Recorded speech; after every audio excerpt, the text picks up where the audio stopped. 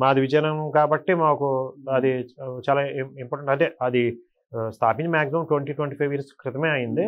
So Ramanarayana ఇది మామూలుగా మనం అందరూ రీల్స్లోని వీటిలో చాలా మంది చిరపరిచితమే. అంటే టాప్ వ్యూలో కంప్లీట్లీ బాణం ధనస్సు ఆకారంలో ఉన్న ఆలయం. ఆ ధనస్సు ఆ బాణం చివరిలో హనుమాన్ ఆల్మోస్ట్ 108 feet అంత ఉంటుంది. నైట్ పూట మంచి అక్కడ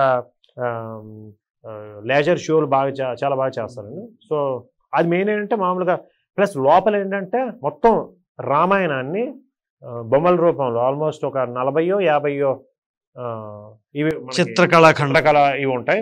సేమ్ అది రామనారాయణ టెంపుల్లోనే ఉంటుంది. ఏంటి గుంటూరు రామనామ క్షేత్రంలో కూడా ఉంటుంది. ఆ 30 ఫ్రేముల్లో పెద్ద ఫ్రేముల్లో అసలు అద్భుతమైన జీవకళ ఉట్టిపడే విధంగా ఉంటాయి. సో ఇది ఒక మెయిన్ ఈ రామనారాయణ టెంపుల్ గురించి అంటే ఓకే, రాముడి యొక్క భక్తితో చేసుకున్నారు, చాలా అద్భుతమైనది. బట్ మనం చాలా కొద్దిగా ఇన్స్పైరింగ్ ఇది ఇప్పటి తరం వాళ్ళు కొద్దిగా ఇన్స్పిరేషన్ తెలుసుకోవాల్సింది అంటే అది కట్టిన ఆయన రామభక్తుడు. సో ఆయన మొత్తం ఎలాగ కట్టాలి రాముడి యొక్క దేవాలయం అది వాళ్ళ సొంత ప్లేసు.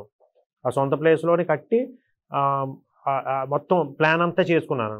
ఆయన మొత్తం అంతా ప్లాన్ చేసుకుని ఎవ్రీథింగ్ చేశారు.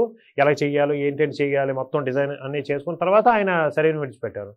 సో బట్ మామూలుగా అయితే ఆయన డ్రీమ్ అది మామూలుగా. బట్ ఆయన లైఫ్ టైంలో ఆయన ఇది అవ్వలేదు. బట్ ఆయన కొడుకులు 9 ఉంటారు. సేమ్ రామలక్ష్మణ భరత శత్రుఘ్నులు అన్నట్టుగాను వాళ్ళు 9 పూనుకొని వాళ్ళ తండ్రి గారి యొక్క డ్రీమ్ని సాకారం చేసి ఇప్పుడు అది రామనారాయణ క్షేత్రం మనం చూస్తుంది. చాలా ఇన్స్పిరేషన్. ఆయన వాళ్ళు మంచి ధర్మకార్యాలు చేస్తూ రాముడికి సంబంధించిన అనేక సదస్సులు నిర్వహిస్తూ ఉంటారు. చాలా మంచి ఫేమస్ ఇది.